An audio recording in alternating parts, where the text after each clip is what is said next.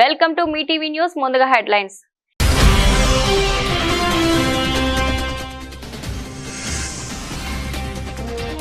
ట్రంప్కు Musk కీలక సూచన, టారిఫ్లపై తగ్గడమే మేలన్న dose సారథి.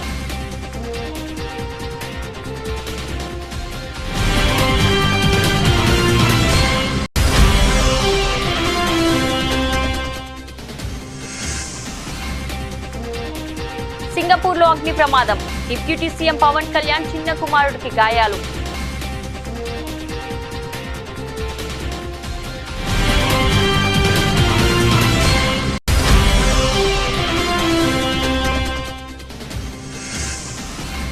జమ్మూ కాశ్మీర్ లో అమిత్ షా సుడిగాలి పర్యటన, బార్డర్ బీఎస్ఎఫ్ పోస్టుల పరిశీలన.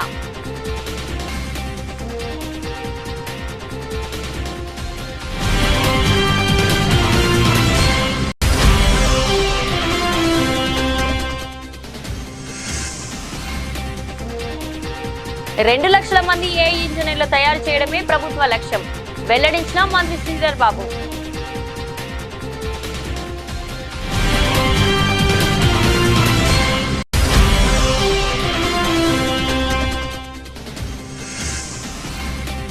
కురుబ లింగమయ్య కుటుంబాన్ని పరామర్శించిన మాజీ సీఎం వైఎస్ జగన్మోహన్ రెడ్డి. లింగమయ్య కుటుంబ సభ్యులతో మాట్లాడి వారికి ధైర్యం చెప్పిన వైఎస్ఆర్సీపీ అధినేత.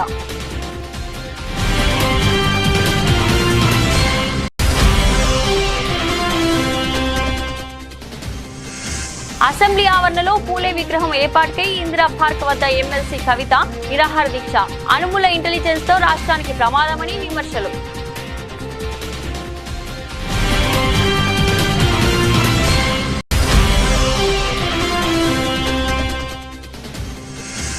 మచ్చబొల్లారంలోని హిందూ శ్మశాన వాటికను సందర్శించిన హైడ్రా కమిషనర్ రంగనాథ్. ఎట్టి పరిస్థితుల్లో డంపింగ్ యార్డ్ తో పాటు నిర్మాణాలు చేపట్టవద్దని ఆదేశం.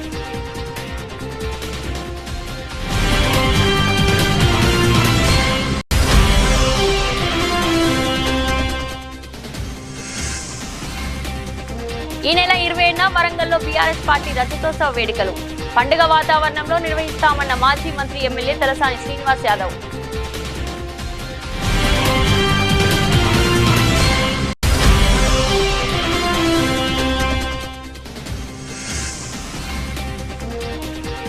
కోలుకుంటున్న ప్రపంచ మార్కెట్లు, భారీ లాభాల్లో స్టాక్ మార్కెట్లు.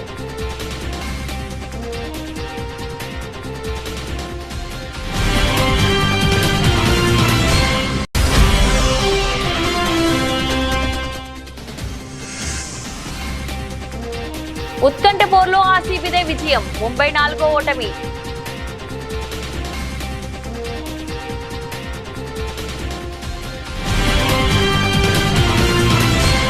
అమెరికా అధ్యక్షుడు డొనాల్డ్ ట్రంప్ విధించిన తారీఫ్లపై డోజ్ సారథి టెస్లా అధినేత ఎలాన్ మస్క్ తొలిసారి స్పందించినట్లు తెలుస్తుంది. చైనా విషయంలో తారీఫ్ యుద్ధాన్ని ఆపాలని, ఈ విషయంలో కాస్త తగ్గితేనే మేలని ట్రంప్ కు సూచించారని సమాచారం. ఇటీవల ట్రంప్ తో జరిగిన భేటీలో మస్క్ ఈ అభిప్రాయాన్ని వెలుబుచ్చినట్లు తెలిసింది. అయితే ఈ విషయంపై ఎలాంటి అధికారిక ప్రకటన వెలువడలేదు. ఈ మేరకు పలు ఆంగ్ల మీడియాలో కథనాలు వెల్లడిస్తున్నారు. ఈ కథనాల ప్రకారం డొనాల్డ్ ట్రంప్ తో మస్క్ నేరుగా చర్చలు జరిపారు. చైనాపై తారీఫ్లు విధించే విషయంలో మరో ఆలోచించాలని కోరారు. దీనికి ట్రంప్ నిరాకరించారని, తారీఫ్ల విషయంలో తగ్గేదే లేదని కరాఖండిగా చెప్పినట్లు సమాచారం. సింగపూర్ లో జరిగిన అగ్ని ప్రమాదంలో డిప్యూటీ సీఎం పవన్ కళ్యాణ్ చిన్న కుమారుడు మార్క్ శంకర్ చిక్కుకున్నాడు. పాఠశాలలో జరిగిన ఈ ప్రమాదంలో బాబు చేతులు, కాళ్లకు గాయాలయ్యాయి. ఊపిరితిత్తులోకి పొగ వెళ్లడంతో స్కూల్ సిబ్బంది మార్క్ శంకర్ ను ఆసుపత్రికి తరలించి చికిత్స అందిస్తున్నారు. సమాచారం తెలిసిన వెంటనే పవన్ ను సింగపూర్ కు వెళ్లాలని పార్టీ నేతలు సూచించారు. అయితే అల్లూరి సీతారామరాజు జిల్లా పర్యటనలో ఉన్న ఆయన కురిడి గ్రామానికి వస్తానని మాటిచ్చానని, అక్కడ గిరిజనులు కలిసి ఆ తర్వాత సింగపూర్ వెళ్తానని పవన్ కళ్యాణ్ బదులిచ్చారు. ఇవాళ ప్రారంభించాల్సిన కార్యక్రమాలకు ఏర్పాటు చేస్తున్నందున వాటిని పూర్తి చేసి వెళ్తానన్నారు. ఈ పర్యటన ముగిసిన తర్వాత జనసేనాని సింగపూర్ వెళ్లనున్నారు. జమ్మూ కాశ్మీర్ లో శాంతి భద్రత పరిస్థితిపై కేంద్ర హోంశాఖ మంత్రి అమిత్ షా స్వయంగా సమీక్ష నిర్వహించారు.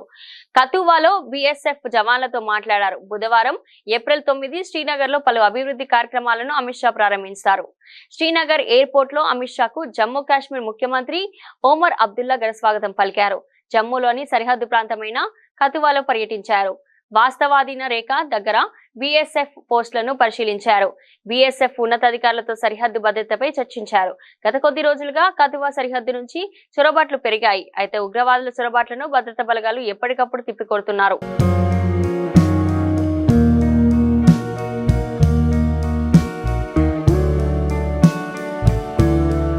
తెలంగాణ నుంచి 2 లక్షల మంది ఆర్టిఫిషియల్ ఇంటెలిజెన్స్ ఇంజనీర్లు తయారు చేయాలన్నదే తమ ప్రభుత్వ లక్ష్యమని రాష్ట్ర ఐటీ పరిశ్రమల శాఖ మంత్రి దుద్దిల్ల శ్రీధర్ బాబు అన్నారు. Consulate general of Singapore Edgar Pang నేతృత్వంలో ఆ దేశ ప్రతినిధులు డాక్టర్ బిఆర్ అంబేద్కర్ సచివాలయంలో మంత్రి శ్రీధర్ బాబుతో ప్రత్యేక సమావేశమయ్యారు. ఈ సందర్భంగా పలు కీలక అంశాలపై అవగాహన ఒప్పందం చేసుకున్నారు. తాజా నిర్ణయంతో రాష్ట్రంలో నిరుద్యోగ ఇంజనీర్లకు మేలు జరుగుతుందని ఈ సందర్భంగా మంత్రి శ్రీధర్ బాబు తెలిపారు.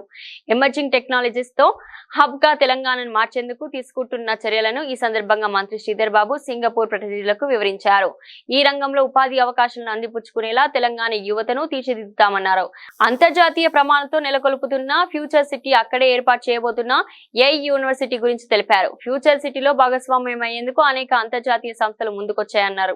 ఇటీవల దారుణ హత్యకు గురైన కురుబ లింగమయ్య కుటుంబాన్ని వైఎస్ఆర్సీపీ అధినేత మాజీ సీఎం వైఎస్ జగన్మోహన్ రెడ్డి పరామర్శించారు.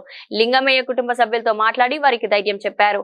ఆ కుటుంబానికి భరోసా ఇచ్చారు. అనంతరం వైఎస్ జగన్ మీడియాతో మాట్లాడుతూ చంద్రబాబు పాలనలో ఆంధ్రప్రదేశ్ రాష్ట్రం బీహార్ లాగా మారుతుందని మండిపడ్డారు. అలాగే పోలీసు అధికారులకు జగన్ వార్నింగ్ ఇచ్చారు. పోలీసులు చంద్రబాబుకు వాచ్మెన్ లాగా ప్రవర్తిస్తున్నారని ఆరోపించారు. పోలీసులు ఎవరైతే చంద్రబాబు నాయుడు గారిని మెప్పు కోసం ఎవరైతే పోలీసులు చంద్రబాబు నాయుడు గారి మెప్పు కోసం ఎవరైతే వాళ్ళ టోపీ మీద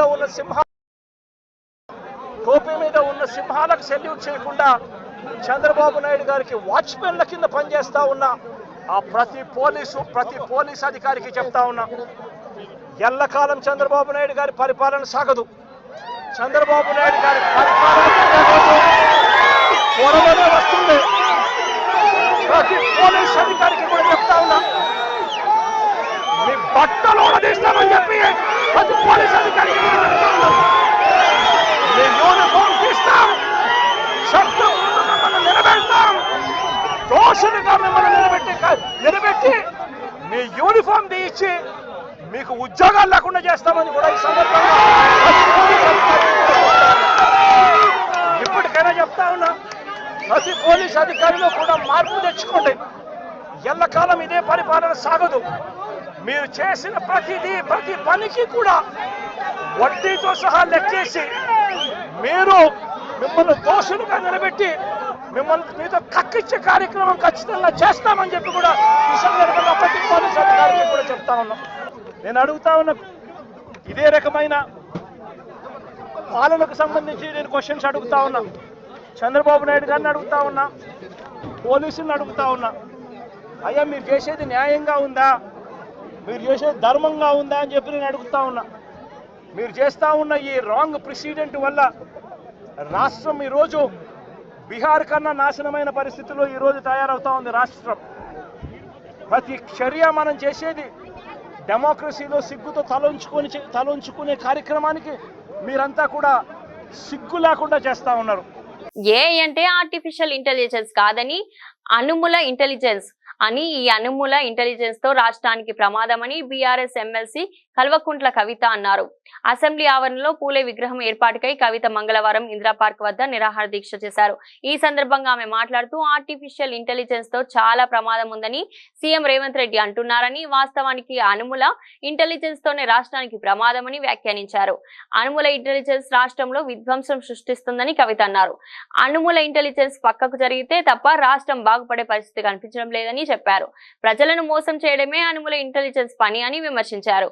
అనుముల ఇంటెలిజెన్స్ వాడి కులగణను తప్పుదోవ పట్టించారని, బీసీకి అన్యాయం చేస్తున్నారని అన్నారు. సర్వే వివరాలను అసెంబ్లీలో పెట్టకుండా ఆర్టిఫిషియల్ ఇంటెలిజెన్స్ వినియోగించి అధ్యయనం చేసిన తర్వాత రిజర్వేషన్ ఇస్తారంట అని ఎద్దేవా చేశారు. బీఆర్ఎస్ హయాంలో సమగ్ర కుటుంబ సర్వే వివరాలను వెబ్సైట్ లో పెట్టామని, కాంగ్రెస్ ప్రభుత్వానికి ఆ ధైర్యం ఎందుకు లేదని కవిత ప్రశ్నించారు. బిల్లుల ఆమోదం తర్వాత అన్ని పార్టీలకు ప్రధాని వద్దకు తీసుకెళ్తామని సీఎం అన్నారని, కానీ ఇప్పటి వరకు అఖిల పక్షాన్ని ఢిల్లీకి తీసుకెళ్లలేదని ఆరోపించారు. బీజేపీతో రేవంత్ రెడ్డికి లాలూచి ఉన్నదని, బీజేపీని కాపాడడం కోసం కాంగ్రెస్ పార్టీ ఢిల్లీకి అఖిల పక్షాన్ని తీసుకెళ్లడం లేదని ఆరోపణలు చేశారు. ఆర్టిఫిషియల్ ఇంటెలిజెన్స్ తోని చాలా ప్రమాదం ఉందని హెచ్సియులో మనమేమో చేసినామని నిన్ననే మళ్ళా సీఎం గారు చెప్పిండ్రు. నాకైతే ఏమనిపిస్తుందంటే, ఇగో ఇది చూస్తుంటే ఆర్టిఫిషియల్ ఇంటెలిజెన్స్ అంటే ఏఐ అంటే ఆర్టిఫిషియల్ ఇంటెలిజెన్స్ కాదు, ఏఐ అంటే అనుమూల ఇంటెలిజెన్స్. ఏఐ అంటే అనుమూల ఇంటెలిజెన్స్. ఈ అనుమూల ఇంటెలిజెన్స్ వాడి మా కులగణను తప్పుదో పట్టించి బీసీ కులాలకు అన్యాయం చేసే ప్రయత్నం జరుగుతుంది తప్పితే ఇంకోటి కాదు. కాబట్టి ఈ అనుముల ఇంటెలిజెన్స్ మొత్తం రాష్ట్రంలో విధ్వంసం సృష్టిస్తున్నది. అనుముల ఇంటెలిజెన్స్ పక్కకు జరిగితే తప్ప రాష్ట్రం బాగుపడే పరిస్థితి కనబడతలేదు. అది కులగణన కావచ్చు, హెచ్సియు కావచ్చు, ఇంకోటి కావచ్చు. మేడ్చల్ జిల్లా మచ్చబొల్లారంలో ఇటీవల శ్మశాన వాటికను డంపింగ్ యార్డ్ గా మారుస్తున్నారని, పలు నిర్మాణాలు చేపడుతున్నారని కాలనీ వాసులు ఫిర్యాదు చేసిన నేపథ్యంలో రంగనాథ్ శ్మశాన వాటిక స్థలాన్ని పరిశీలించారు. హిందూ శ్మశాన వాటిక కోసం కేటాయించిన స్థలాన్ని కబ్జా చేస్తూ డంపింగ్ యార్డ్ గా మార్చేందుకు ప్రయత్నించడం సరికాదని అన్నారు. హిందూ శ్మశాన వాటికలో ఎట్టి పరిస్థితుల్లో డంపింగ్ యార్డ్ తో పాటు నిర్మాణాలు చేపట్టవద్దని అల్వాల్ మున్సిపల్ డిప్యూటీ కమిషనర్ కు రంగనాథ్ సూచించారు. డంపింగ్ యార్డ్ కోసం కేవలం 2 ఎకరాల స్థలాన్ని మాత్రమే కేటాయించారని, దాదాపు 5 ఎకరాలలో డంపింగ్ చేయడం సమంజసం కాదని అన్నారు. ఈ శ్మశాన వాటిక అంటే ఈ గ్రేవ్ యార్డ్ దగ్గరికి రావడం జరిగింది. ఇక్కడ గత కొన్ని రోజులుగా ఇక్కడ స్థానికులు ఇక్కడ చెత్తని డంప్ చేస్తారు. అంటే ఇది ఒక కలెక్షన్ యార్డ్గా వాడుతూ ఇక్కడ సార్టింగ్ స్టేషన్ కూడా పెట్టి ఇక్కడ జరుగుతున్న దీన్ని వీళ్ళకి యాక్చువల్గా అలాట్ చేసింది. అంటే ఇక్కడ చేస్తున్నటువంటి సంస్థ ఏదైతే ఉందో రామ్కి అనే వారు వాళ్ళకి కాంట్రాక్ట్ ఇవ్వడం, వాళ్ళు 2 ఎకరాలకి అలాట్ చేస్తే వాళ్ళు కొంచెం ఎక్స్ట్రాగా ఇంకొక 3-4 ఎకరాలు ఆక్రమించి చేశారనేది ఇక్కడ స్థానికంగా కంప్లైంట్. అంటే వాళ్ళకి ఇచ్చిన దానికంటే ఎక్కువగా ఉన్న ఏరియాలో తీసుకున్నారు. ప్లస్ చెత్త డంప్ చేయడం వల్ల ఇక్కడ వీళ్ళకి ఇక్కడ కొంత ఇబ్బందులు వస్తున్నాయి ఉన్నట్టు చుట్టుపక్కల ఉన్న కాలనీస్ అనేది కూడా. That was another complaint. Plus ఇది గ్రేవ్ యార్డ్లో వీళ్ళు వర్క్స్ చేయడంతో అక్కడ చాలా చోట్ల ఏదైతే కనుక వీళ్ళు గతంలో పూడ్చినటువంటి ఇది రెమినెంట్స్ ఏదైతే ఉన్నాయో బోన్స్ ఇట్లాంటివన్నీ కూడా అవి కూడా ట్రేస్ అవుట్ అయ్యి దాంతో కొంత ఇబ్బందిగా ఉన్నదనేటువంటిది ఈ కంప్లైంట్స్ నేపథ్యంలో. ప్లస్ రాజకీయ ప్రతినిధి కూడా గత ఎక్స్ఎమ్మెల్యే గారు మైనపల్లి హనుమంతరావు గారు, ప్రస్తుత ఎమ్మెల్యే గారు రాజశేఖర్ రెడ్డి గారు, ప్రస్తుత ఎంపీ గారు ఈటల రాజేందర్ గారు, ఇక్కడ ఇది మన మల్కాజ్గిరి ఎంపీ గారు, వీరందరూ కూడా రిప్లై చేయడం జరిగింది. మొన్న శనివారం రోజున మంత్రి గారు శ్రీధర్ బాబు గారి దగ్గర నన్ను కూడా పిలిచారు. ఈటల రాజేందర్ గారు ఎంపీ గారు వచ్చినప్పుడు కూడా పిలిచినప్పుడు అక్కడ కూడా మీటింగ్ అయింది. సో పబ్లిక్ ఏదైతే ఈ ప్రాబ్లమ్ని ఎక్స్ప్రెస్ చేశారో ఈ ప్రాబ్లంకి ఒక సొల్యూషన్ తీసుకురావాలనేది మంత్రి గారు మాకు ఆదేశించారు. అట్లానే జిహెచ్ఎంసీ కమిషనర్ ఇలంబర్తి గారికి కూడా ఆదేశించారు. సో ఈ నేపథ్యంలో ఇక్కడికి రావడం జరిగింది. సో దీన్ని తప్పకుండా రిజాల్వ్ చేస్తాము. రిజాల్వ్ చేసి దీనికి అంత డిస్కషన్ మీద రిజాల్వ్ చేసి పబ్లిక్ ఏదైతే వాళ్ళ కన్సర్న్స్ ఉన్నాయో అన్నింటినీ కూడా తప్పకుండా అడ్రస్ చేసేదానికి చేస్తాము. సో అప్పటిదాకా ఇక్కడ ఏదైతే కన్స్ట్రక్షన్ యాక్టివిటీ జరుగుతుందో ఆ కన్స్ట్రక్షన్ యాక్టివిటీ కూడా జరగకుండా ఆపాలని చెప్పి కూడా మేము యాదాద్రి భువనగిరి జిల్లా యాదగిరిగుట్ట మండలం మూసాయిపేట గ్రామంలో పిఎస్సిఎస్ వరి ధాన్యం కొనుగోలు కేంద్రాన్ని తెలంగాణ రాష్ట్ర ప్రభుత్వ విప్ ఆలేరు ఎమ్మెల్యే శ్రీ వీర్ల ఐలయ్య గారు ప్రారంభించారు. ఈ కార్యక్రమంలో Aleru market committee chairman Ayanala Chaitanya Mahender Reddy, PSCS chairman Ramireddy, PCS డైరెక్టర్లు, రైతుల ప్రజలు పాల్గొన్నారు. ఈ సందర్భంగా ఎమ్మెల్యే వీర్ల ఐలయ్య గారు మాట్లాడుతూ, మూసాయిపేట నా సొంత గ్రామం లాంటిది. వ్యవసాయం చేసినా ఏ రైతు కూడా ఇబ్బంది పడకుండా ఉండాలని రైతులు తీసుకొచ్చిన ధాన్యాన్ని త్వరితగతిన కొనుగోలు చేయాలన్నట్లు తెలిపారు. రైతులు అమ్మిన 3 రోజుల్లోనే వారి ఖాతాలోకి డబ్బులు జమ చేసే విధంగా ఈ ప్రభుత్వం చర్యలు తీసుకుంటుందని అన్నారు. ఎంపీడీసీ ఎలక్షన్లు వస్తాయి, ఎవరు జెండాలు పట్టుకుందాం. ఎమ్మెల్యే ఎలక్షన్లు వస్తాయి, ఎవరు జెండాలు పట్టుకుందాం. ఎలక్షన్లు అయిపోయిన తర్వాత అందరం కలిసికట్టుగా ఈ ప్రాంతం అభివృద్ధి చేసుకోవాలి. ఈ ప్రాంతం రైతన్నలకు పెద్దపీట వేసుకోవాలి. ఇలా 100-120 చెరువులు నింపినోని నా సొంత చెరువును ఎందుకు నింపలేకపోతా? మీరు ఆలోచన చేయరి. దాని సోర్స్ ఎట్లుంటే అవసరమైతే దానికి లిస్ట్ పెడితే తప్ప లేకపోతుంది. ఒక తలమాషుడు అంటాడు ఐలే వెంచర్ ఉంది, ఐలే వెంచర్లకు నేను 100 ఎకరాలు ఇవ్వడానికి సిద్ధంగా ఉన్నా. నా సొంతం 10 ఎకరాలు ఇవ్వడానికి ఉన్నా. ఎవరో తమ్ముడు నీళ్ళు తీయమనండి. ఎందుకు పనికిరాని మాటలు మాట్లాడతాడు? ఆ తలమాషుడు వాని ఊళ్ళో 3 సార్లు చెరువు నింపినా వాడు నీళ్ళేమంటాడు. మసాపేట చెరువు నింపలేదా? అంత పెద్ద చెరువు నింపినాం. మన ఎంపీ గారు పైసలు సొంతంగా పెట్టుకొని కట్టగట్టి తెచ్చిండు. నేనేమంటున్నా, దయచేసి రైతుల విషయంలో రాజకీయాలొద్దు. మనకు పార్టీలు లేవు. రైతుల బాగు కోసం, ఈ ప్రజల బాగు కోసం అన్ని రకాల చేద్దాం. ఇలా పార్టీలు ఏవైనా రైతుల కోసం మనం పిఎస్ సెంటర్లో, ఐకేపీ సెంటర్ ఓపెన్ చేస్తామా? రైతు విషయంలో ఎక్కడ కూడా ఏ పార్టీ కూడా, అది టీఆర్ఎస్ కానీ, బీజేపీ కానీ, కాంగ్రెస్ కానీ, కమ్యూనిస్ట్ కానీ, రైతుల కోసం పనిచేద్దాం. ఇది చక్కటి అవకాశం. ఈ కాంగ్రెస్ పార్టీ రైతులకు పెద్దపీట వేసింది. పెద్దలు ఇప్పుడే చెప్పారు, ఏబీవీజీ బ్యాంక్ ఉన్నప్పుడు అందులో కొంత డబ్బులు పడి కూడా ఆ అకౌంట్ మిస్ మ్యాచ్ వల్ల అది తెలంగాణ బ్యాంక్ కాలేదు కాబట్టి కొంత అమౌంట్ వాపసు పోయిందని చెప్తున్నారు. తప్పకుండా అది ప్రభుత్వం దృష్టి తీసుకుపోయి వ్యవసాయ శాఖ మంత్రులతో మాట్లాడి, అవసరమైతే ముఖ్యమంత్రితో మాట్లాడి వాళ్ళకు వచ్చేటట్టు చేద్దాం. ఇంకా కూడా కొంత రుణమాఫీ కానాలు టెక్నికల్ ఇష్యూల వల్ల కానీ ఇంకేదైనా ప్రాబ్లం ఉంటే తప్పకుండా రైతులకు బాగు చేయాలనే 21,000 కోట్లతోటి 25 లక్షల మందికి ఇచ్చి కొంత 10%, 20% ఇంకే పర్సెంట్ ఉందో ఆ పర్సెంట్ ఇవ్వడానికే. తెలంగాణలో నేరాల సంఖ్య తగ్గిందని డీజీపీ జితేందర్ రెడ్డి అన్నారు. డీజీపీ కార్యాలయంలో 2 రోజుల పాటు పోలీసు ఉన్నతాధికారులతో నిర్వహించనున్న అర్ధవార్షిక నేర సమీక్ష సమావేశాలతో మాట్లాడుతూ దోపిడీలు దొంగతనాలు పూర్తిగా తగ్గుముఖం పట్టాయని, గత ఏడాదితో పోలిస్తే క్రైమ్ రేటు 5% తగ్గిందన్నారు. విజిబుల్ పోలీసింగ్ సత్ఫలితాలనిస్తుందని పేర్కొన్నారు. నేరాలను తగ్గించేందుకు తమ పోలీస్ శాఖ చేసిన కృషి ఫలించిందన్నారు.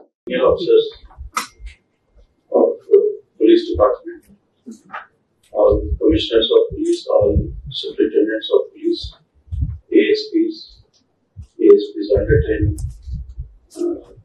all ladies and gentlemen, good morning. I welcome all of you for this second half year verification for the period July to December 24. In fact, we scheduled it in January also and February also. Somehow we could not hold it. So it is little delayed, but whatever it may be, there are a lot of other issues also to be discussed.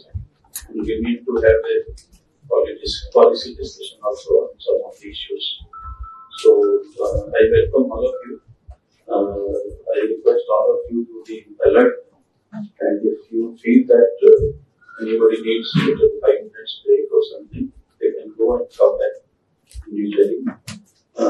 Then we'll have discussion on almost all issues related to the police department. పండుగ వాతావరణంలో BRS party రజతోత్సవ వేడుకలు నిర్వహించనున్నట్లు మాజీ మంత్రి Sanath Nagar MLA Talasani Srinivas Yadav తెలిపారు.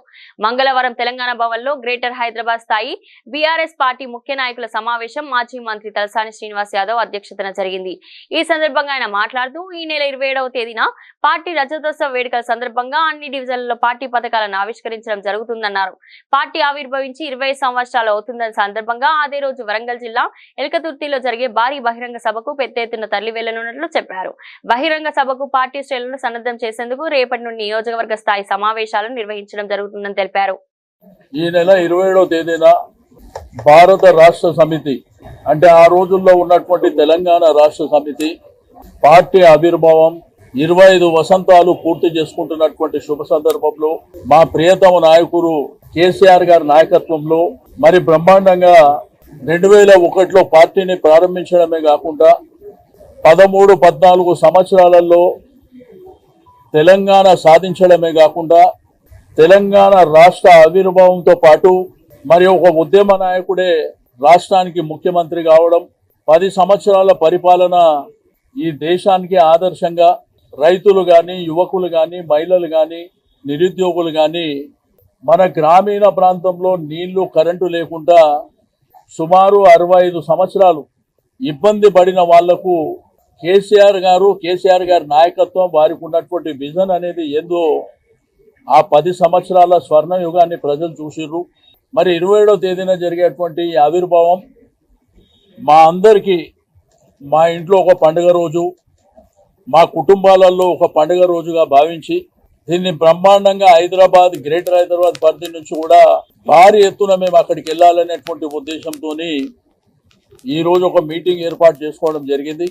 రెండోది రేపు ఎల్లుండి మీకు గోషామైల్ కానివ్వండి, నాంపల్లి కానివ్వండి, కార్వాన్ కానివ్వండి, అదేవిధంగా ఖైరతాబాద్ ఈ మీటింగ్లన్నీ రేపు ఎల్లుండి శ్రవణ్ గారు, కాలేరు వెంకటేష్ గౌరవ శాసనసభ్యుల ఆధ్వర్యంలో ఆ కార్యక్రమాలు జరుగుతాయి.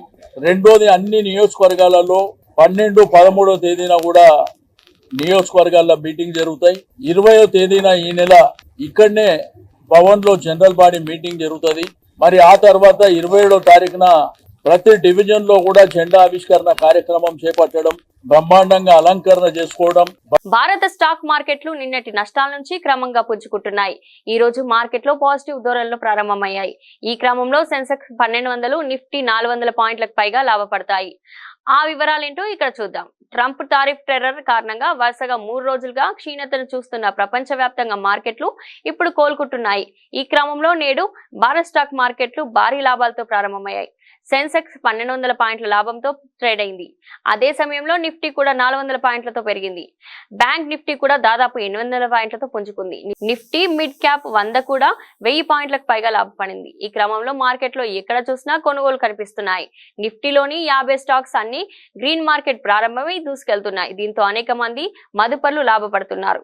ఒకప్పుడు సినీ నటిగా ఓ వెలుగువిరిగిన అందాల రాశి రంభ పెళ్లి తర్వాత సినిమాలకు పూర్తిగా దూరమయ్యారు. సుదీర్ఘ విరామం తర్వాత ఇప్పుడు టాలీవుడ్ లో రీఎంట్రీకి రెడీ అయ్యారు.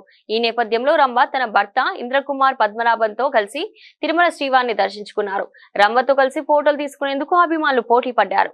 పెళ్లి తర్వాత సినిమాలకు దూరంగా ఉంటున్న రంభ ప్రస్తుతం భర్త పిల్లలతో హ్యాపీ లైఫ్ లీడ్ చేస్తున్నారు. ఇటీవల నటుడు జేడి చక్రవర్తితో కలిసి ఓ బుల్లితెర షోలో కనిపించారు రంభ.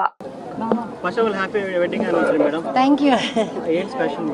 అదే 15 ఏళ్ళు అయింది కదండి, సో మేము వాళ్ళ దర్శించుకోవాలి స్వామి వారిని అని వచ్చాము.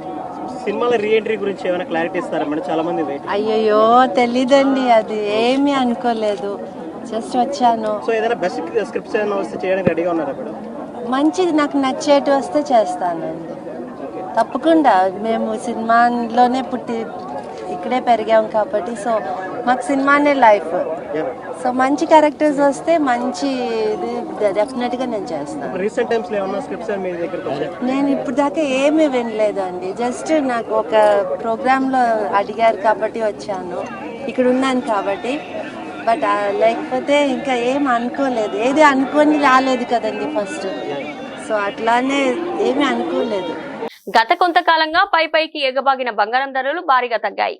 ఒక్కరోజే ఏకంగా 1500 పైగా తగ్గింది. దీంతో ఢిల్లీ బులియన్ మార్కెట్ లో 10 గ్రాముల స్వచ్ఛమైన బంగారం ధర 91,450కి దిగి వచ్చింది. వారం రోజుల క్రితం ఈ ధర 93,000 స్థాయిలో ఉండగా తాజా తగ్గుదలతో 92,000 దిగువకు పడిపోయింది. ఆభరణాల వర్తకులు స్టాకిస్టులు అమ్మకాలకు మొగ్గు చూపడంతోనే పుత్తడి ధర దిగివచ్చినట్లు బులియన్ వర్గాలు తెలిపాయి.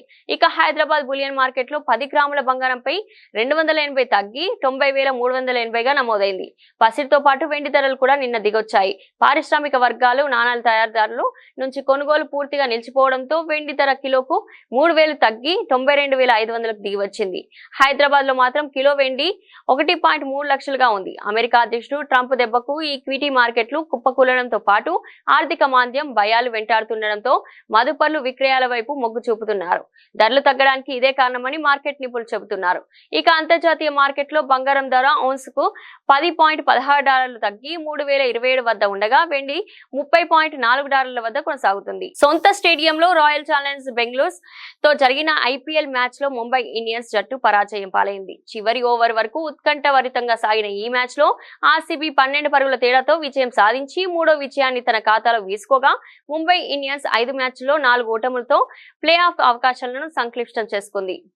ఆర్సీబీ నిర్దేశించిన 222 పరుగుల లక్ష్యాన్ని ఛేదించే క్రమంలో ముంబై ఇండియన్స్ నిర్ణీత 20 ఓవర్లలో 9 వికెట్లు నష్టపోయి 209 పరుగులు మాత్రమే చేయగలిగింది. గతంలో 219 పరుగుల లక్ష్యాన్ని ఛేదించిన ముంబై ఈసారి మాత్రం 222 పరుగుల లక్ష్యాన్ని ఛేదించలేక చితికిలపడింది.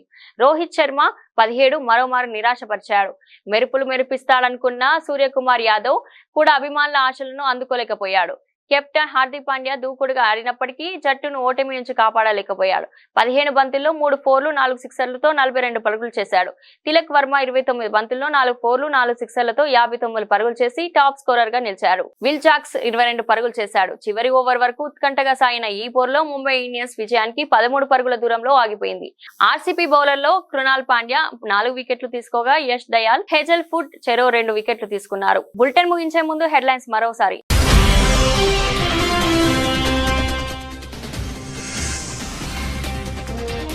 ట్రంప్ కు మస్క్ కీలక సూచన, టారిఫ్లపై తగ్గడమే మేలన్న డోస్ సారథి.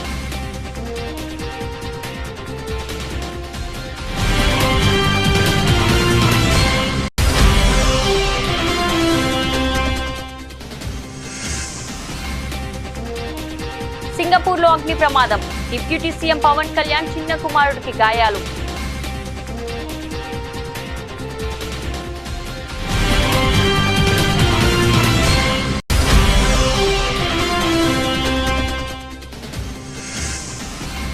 జమ్మూ కాశ్మీర్ లో అమిత్ షా సుడిగాలి పర్యటన, బార్డర్ బీఎస్ఎఫ్ పోస్టుల పరిశీలన.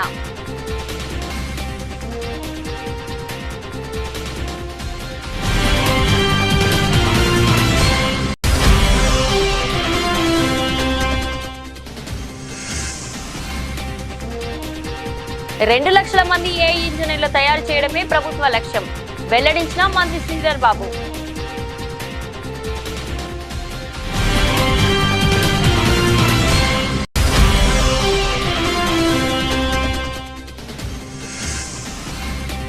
కురుబ లింగమయ్య కుటుంబాన్ని పరామర్శించిన మాజీ CM YS Jaganmohan Reddy.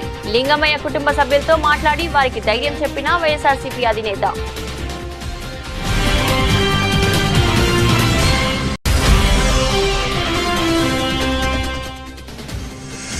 Assembly ఆవరణలో పూలే విగ్రహం ఏర్పాటుకై ఇందిరా పార్క్ వద్ద ఎమ్మెల్సీ కవిత నిరాహార దీక్ష. అనుమూల ఇంటెలిజెన్స్ తో రాష్ట్రానికి ప్రమాదమని విమర్శలు.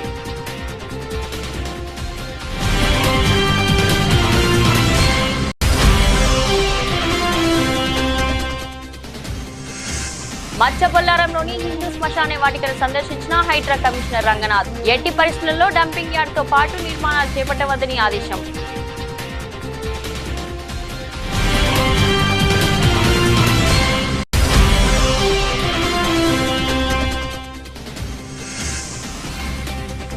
ఈ నెల 27న వరంగల్లో బీఆర్ఎస్ పార్టీ రజతోత్సవ వేడుకలు. పండుగ వాతావరణంలో నిర్వహిస్తామన్న మాజీ మంత్రి ఎమ్మెల్యే తలసాని శ్రీనివాస్ యాదవ్.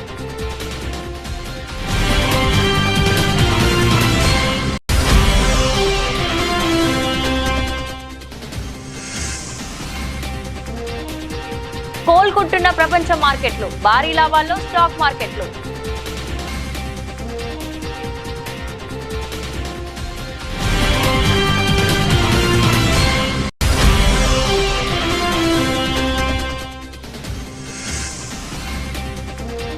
ఉత్కంఠ పోర్లో ఆర్సీబీదే విజయం, ముంబై 4వ ఓటమి.